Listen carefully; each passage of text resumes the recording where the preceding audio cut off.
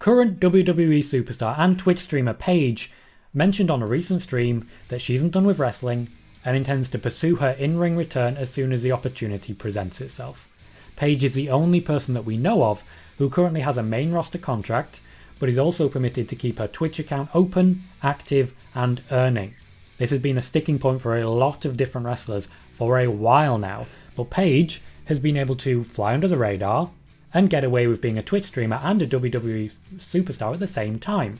It may be because she's not wrestling, but even as someone who doesn't wrestle, they are keeping her on the books and paying her. Despite all of these releases and the fact that she is currently injured, they are still paying Paige and they are still employing her, which is telling as to how they view her and how they want to use her in future.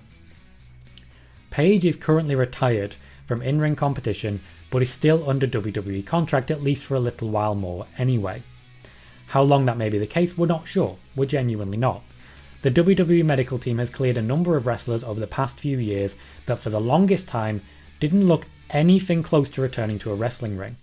Daniel Bryan and Edge, two men who both competed against Roman Reigns in the main event of this year's WrestleMania, are names that immediately spring to mind, and not just because we've just had a long talk about Daniel Bryan. Paige could admittedly find herself amongst that group at some point. However, it's also just as likely that she will not. The WWE medical team are well known for being extremely difficult when it comes to providing the medical clearance that injured wrestlers crave.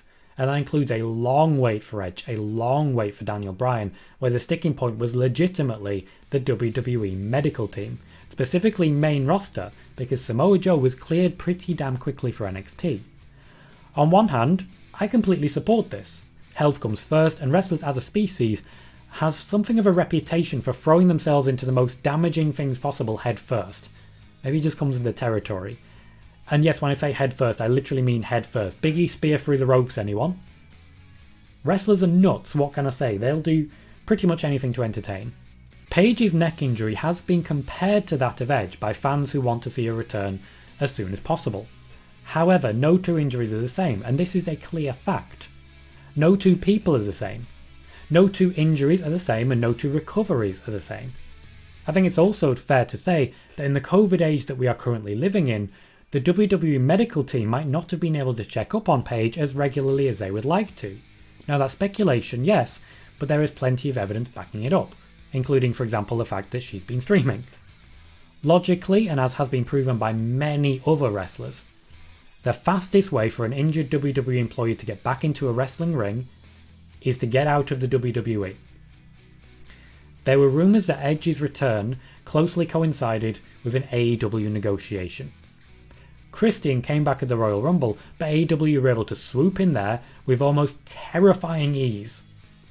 Paige, if she was able to wrestle without risk of seriously aggravating her injury, would be a coup for any women's division anywhere in the world. Name value alone, before we even consider the overall wrestling talent, really make her a huge name to bring up and hopefully grab hold of.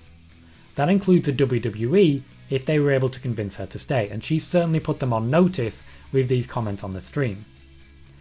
The question we need to ask, as we always should, is whether the risk outweighs the reward.